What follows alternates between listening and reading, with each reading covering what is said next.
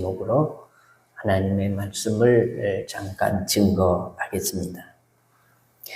미국의 자동차 왕으로 불렸던 헨리 포드는 재벌이자 믿음이 좋은 사람이었습니다.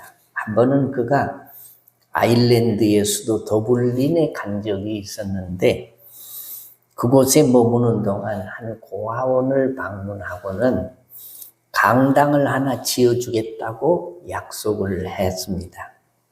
그 일을 위해서 2,000파운드를 기증하기로 약속을 했는데 그 다음날 아침 신문을 보니까 헨리 포드 고아원 강당을 지어주기로 2만 파운드를 드리기로 하다라고 오보가 나왔습니다.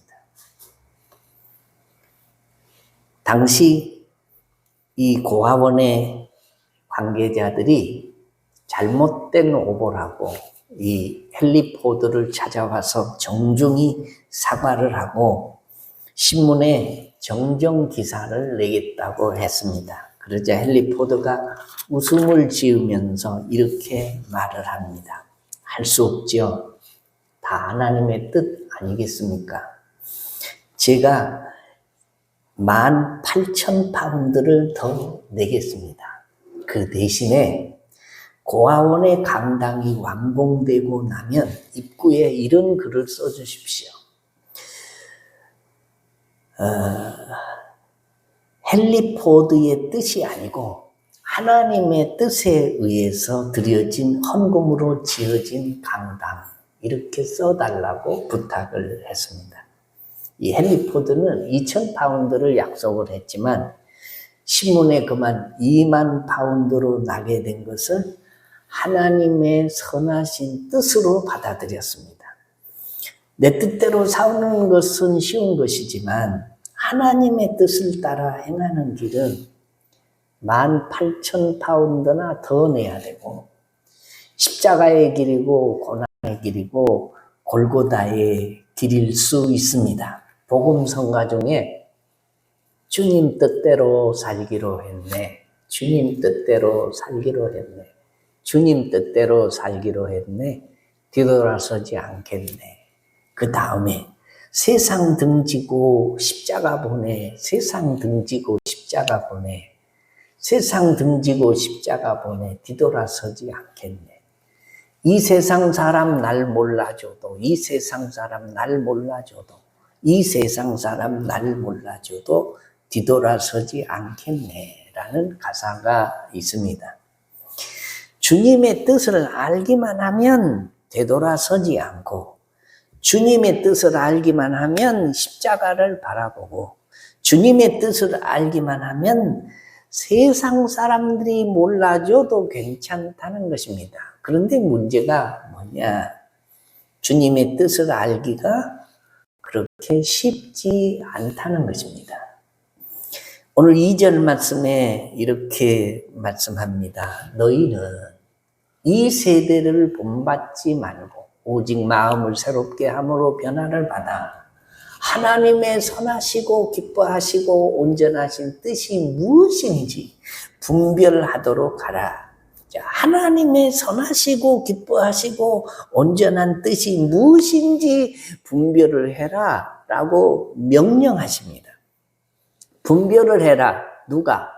하나님을 믿는 우리에게 하나님의 뜻을 분별하라고 하십니다. 분별이라는 말은 서로 다른 일이나 사물을 구별하여 가르고 바른 생각이나 판단을 하라라는 것입니다.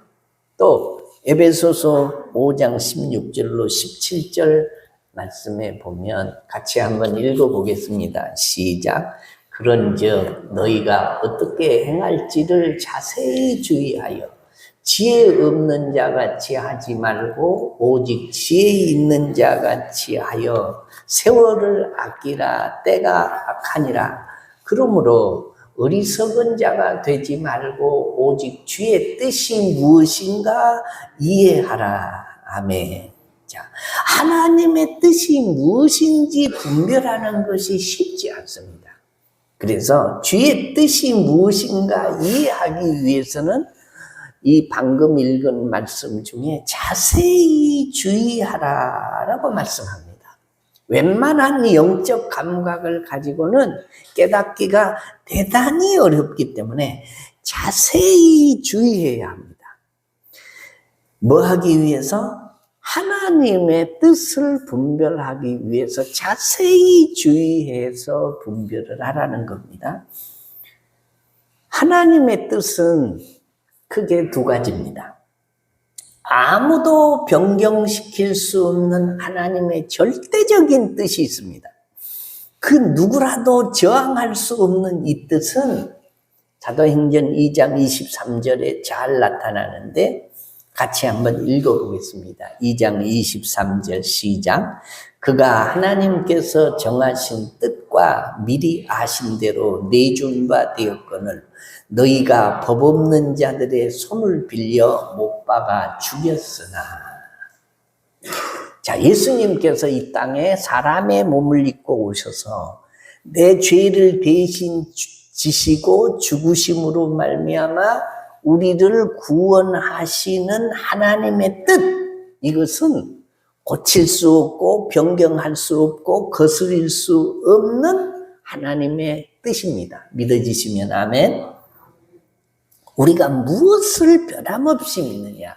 우리가 오늘도 고백한 사도신경의 고백 중에 우리 주 예수 그리스도를 믿사오니 이는 성령으로 잉태하사 동정녀 마리아에게 나시고 본디오 빌라도에게 고난을 받으시고 십자가에 못 박혀 죽으시고 장사한 지 사흘 만에 죽은 자 가운데서 다시 살아나시며 하늘에 오르사 전능하신 하나님 우편에 앉아 계시다가 저리로서 산 자와 죽은 자를 심판하러 오시리라.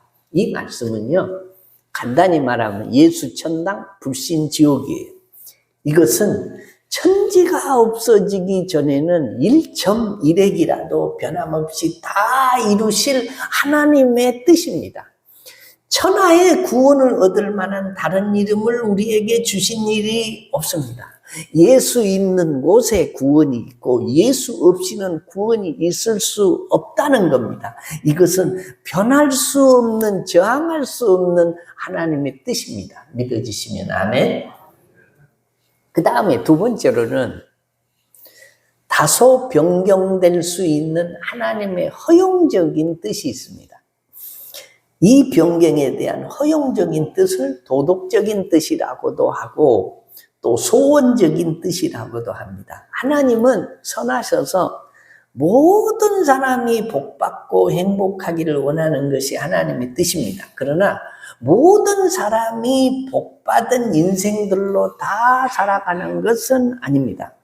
아담과 하와가 에덴 동산에서 선악과를 따먹지 않고 하나님이 주시는 축복 안에서 영생하는 것이 하나님의 뜻이었습니다. 그 하나님의 뜻대로 필연적으로 이루어지는 것이 아니라 아담과 하와가 이 선택을 해서 그 복을 누릴 수도 있고 버릴 수도 있었습니다. 선악과를 먹을 수도 있고 안 먹을 수도 있고 이 자유를 하나님으로부터 허용을 받아서 그들이 하나님의 뜻에 반하게 삽니다. 디모데전서 2장 4절에 하나님은 모든 사람이 구원을 받으며 진리를 아는 데 이르기를 원하시느니라. 모든 사람들이 다 예수 믿고 구원을 얻는 것이 하나님의 뜻이고 하나님의 원이다라는 겁니다. 그런데 모든 사람들이 다 구원을 받은 것은 아닙니다. 사람들의 선택에 달렸습니다. 구원받을 수도 있고 버림받을 수도 있습니다. 이 뜻을 분별하는데도 지혜가 필요합니다. 지금은 성경이 다 완성되어서 기록되어져 있는 은혜의 시대입니다. 근데 구약 시대에는요, 성경이, 신구약 성경이 다 완성되어져서 기록되어 있지를 않았습니다. 그래서 하나님의 뜻을 이 성경 가운데서 발견하기가 매우 어려웠습니다. 사무엘상 28장 6절에 보면 이런 말씀이 있어요. 사울이 여호와께 묻자오되 여호와께서 꿈으로도 우림으로도 선지자로도 그에게 대답하지 아니하심으로. 구약시대에는 하나님이 하나님의 뜻을 우리 인생들에게 전하는데 세 가지를 가지고 전했습니다. 첫째는 꿈으로 현몽하여 가라사대라는 말씀이 많이 나와. 그 다음에 우림과 둠밈으로, 그 다음에 선지자에게 말씀을 주셔서 하나님의 뜻을 전해줬습니다. 우림과 둠밈이라는 것은 제사장이 이 예복에 담고 다니는 겁니다.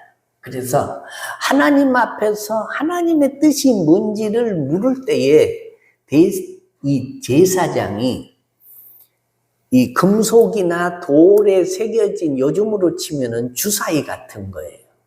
주사위 같은 것을 던져서 하나님의 뜻을 묻는 도구로 사용된 것이 이 우림과 둠밈입니다. 그런데 하나님이 사울에게 우림과 둠밈으로, 꿈으로 선지자에게도 말씀을 하지 않으시니 사울이 뭐하냐? 신접한 여인을 찾아갑니다. 요즘으로 치면 무당을 찾아간다는 거예요. 그래서 무당에게서 이 신께가 나왔는데, 점괘가 나왔는데 당신 나라는 망할 것이고 당신은 죽는다고 합니다. 그래서 그 무당의 점괘대로 자식들이 다 전쟁터에서 죽고 사울도 결국은 칼에 찔려서 스스로 자결하는 일들을 하는 겁니다. 구약시대에는 이렇게 하나님의 뜻을 물었습니다. 어떻게? 꿈으로, 그 다음에 우림과 둠밈으로, 그 다음에 선지자에게 나가서 물으면 선지자가 그것을 대변해 주었다라는 겁니다. 그러면 오늘날의 하나님의 뜻을 분별하는 방법이 뭔가라는 겁니다. 예수 잘 믿는 게 뭐냐? 하나님의 뜻을 알고 하나님의 뜻대로 살고 하나님 앞에 가면 잘했다 칭송받습니다. 상급 받습니다. 면류관 받습니다. 천군 천사들의 수종을 받으면서 큰 면류관 받아 쓰고 영생을 얻습니다. 그러면 우리가 하나님의 뜻을 어떻게 이 시대에 발견하고 그 뜻대로 살 것이냐라는 거죠. 에베소서 5장 17절 말씀에 이렇게 말씀합니다. 그러므로 어리석은 자가 되지 말고 오직 주의 뜻이 무엇인가 이해하라 라고 말합니다. 오늘날과 같은 이 은혜의 시대에 성경이 다 갖추어진 시대에는 꿈이나 우림이나 둠밈, 또 선지자의 메시지, 환상, 이 제비뽑기, 특별한 표징을 구하는 것은 더 이상 필요하지 않을 뿐만 아니라 이게 금지 대상이 되어 있습니다. 요즘에 하나님의 계시가 성경 외의 방법에 있습니까? 없습니까? 너무 어려운 걸 물어봐가지고 지금 있다고 하기도 그렇고 없다고 하기도 그렇고, 계시나 환상이나 꿈이나 예언을 믿어야 합니까? 믿지 말아야 합니까? 이것도 어려운 질문이에요. 잘 들어야 됩니다. 지금도 은사에 따라서 하나님이 예언을 주시기도 하시고 환상을 주시기도 하시고 꿈을 주시기도 하십니다. 때때로는 음성을 개인적으로 들려줄 때도 있습니다. 그렇지만 우리가 이 성경이 완성된 이 시대에는 그것을 믿고 따라가면 망하는 일들이 흥하는 일들보다 훨씬 많습니다. 제가 목회를 하는 중에 어떤 집사님이 부동산에 투자를 해야 되겠는데 이걸 할까 말까 권함을 받았는데 어떻게 할까 하도 답답해서 어떤 그 가정재단을 하고 있는 예언 기도를 한다는 뭐 권사님을 찾아갔던가 봐요. 가가지고 이렇게 땅을 사라고 하는데 살까요 말까요? 그랬더니 이분이 대뜸 사세요. 그거 하나님이 당신에게 선물로 준 것입니다. 부자 될 기회입니다. 사세요. 이 사람이 샀을까요? 안 샀을까요? 하나님이 주셨다는데 왜 안 사겠어요? 그래서 자기 재산의 상당 부분을 거기다 몽땅 투자를 했는데요. 나중에 알고 보니까 그 땅이 맹지고 쓸모없는 땅이고 이 사기꾼이 팔아먹으려고 그 사람을 부추긴 땅이었어요. 지금도 안 팔리고 있을 겁니다. 그래서 재산상 큰 손해를 봤어요. 무슨 얘기예요? 답답하니까 기도한다는 사람 찾아가서 물어보니까 사라고 하니까 하나님이 내게 복을 주실 기회를 주시는구나 하고 묻지마 투자를 했는데 망했다는 거죠. 여러분 잘 들으셔야 돼요. 이 성경이 완성된 시대에는 지금도 예언이나 환상이나 꿈의 현몽이 있을 수 있습니다. 개인적으로. 하나님이 너무 급해서 우둔해서 그 사람을 깨우쳐 주시려고 그런 일이 있습니다. 그러나 그걸 그대로 받아들이면 안 된다. 왜냐?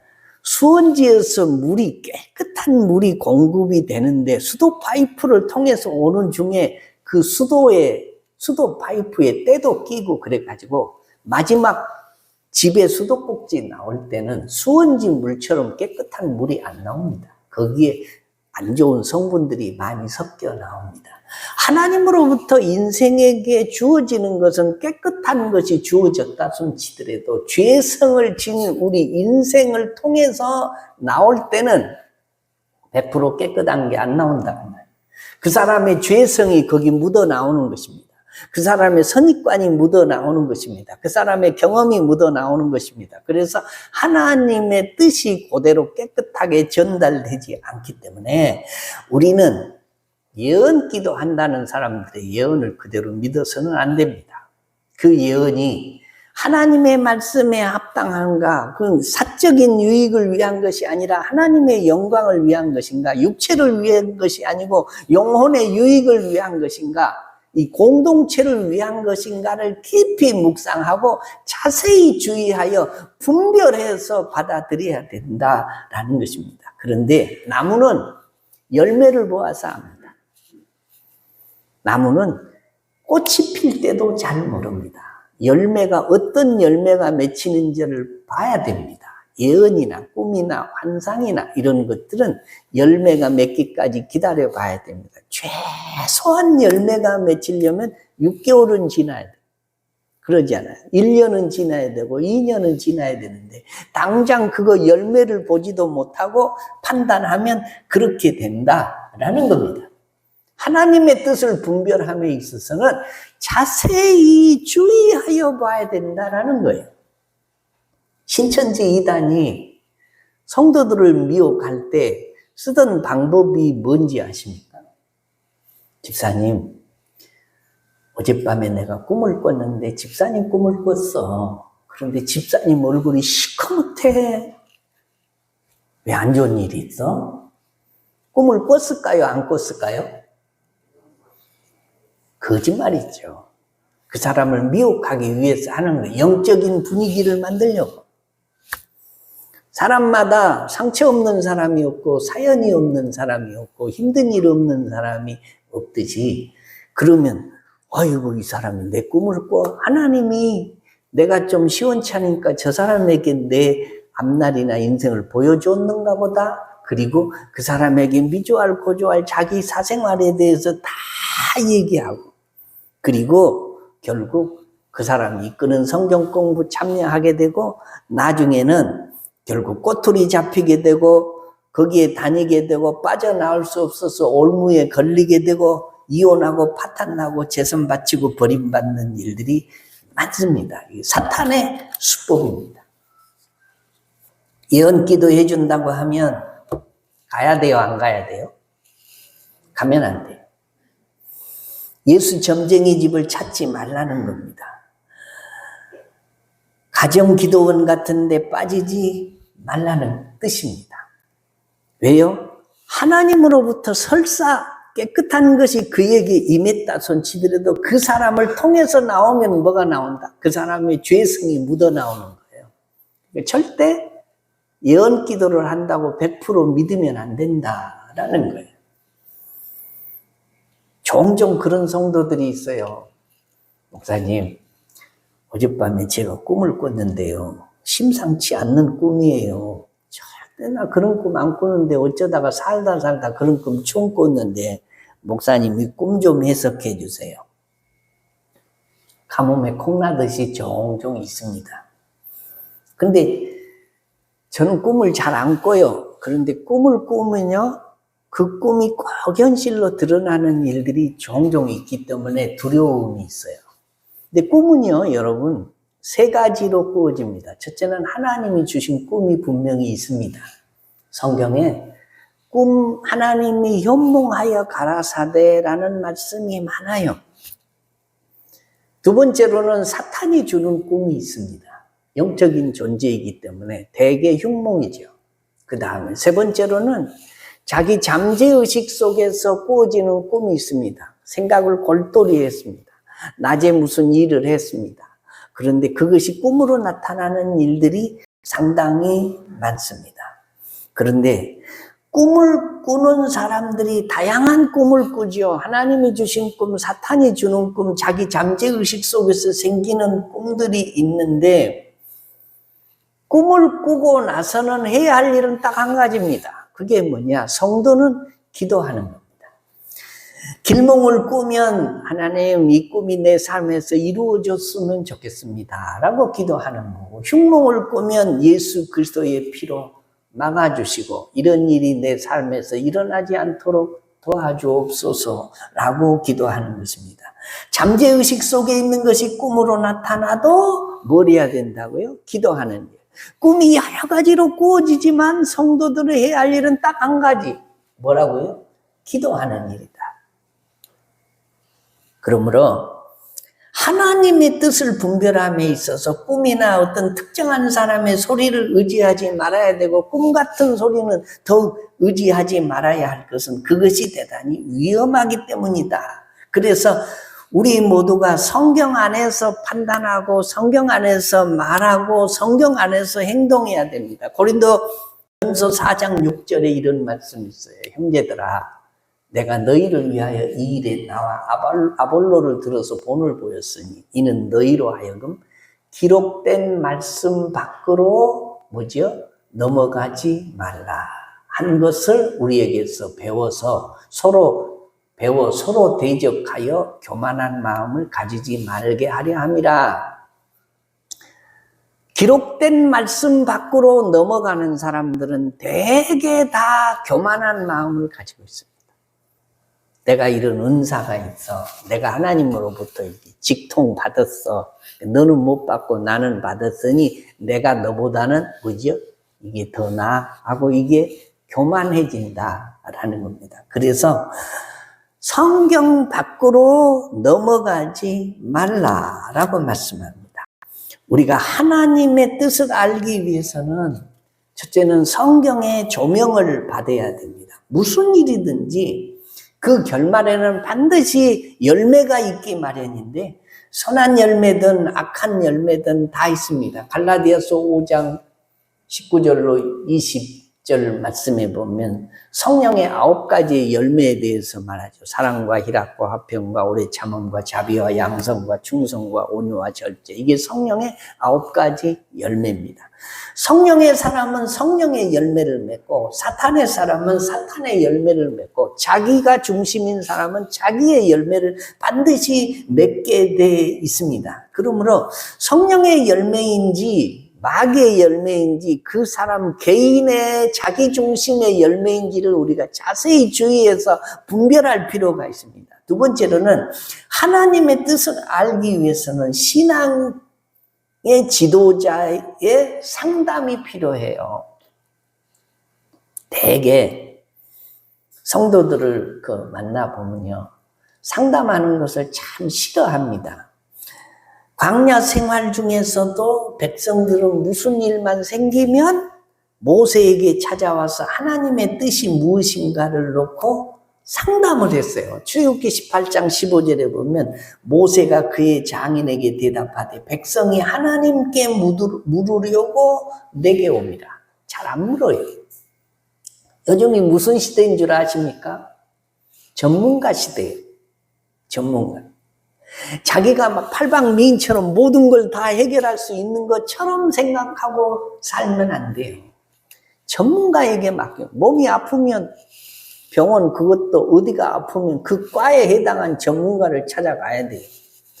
법리적 문제가 있으면 변호사를 찾아가야 돼요. 차가 고장나면 정비업소에 가야 돼요. 내가 그거 다 할 수 있는 것처럼 생각하면 이 세상 잘 못 살아요.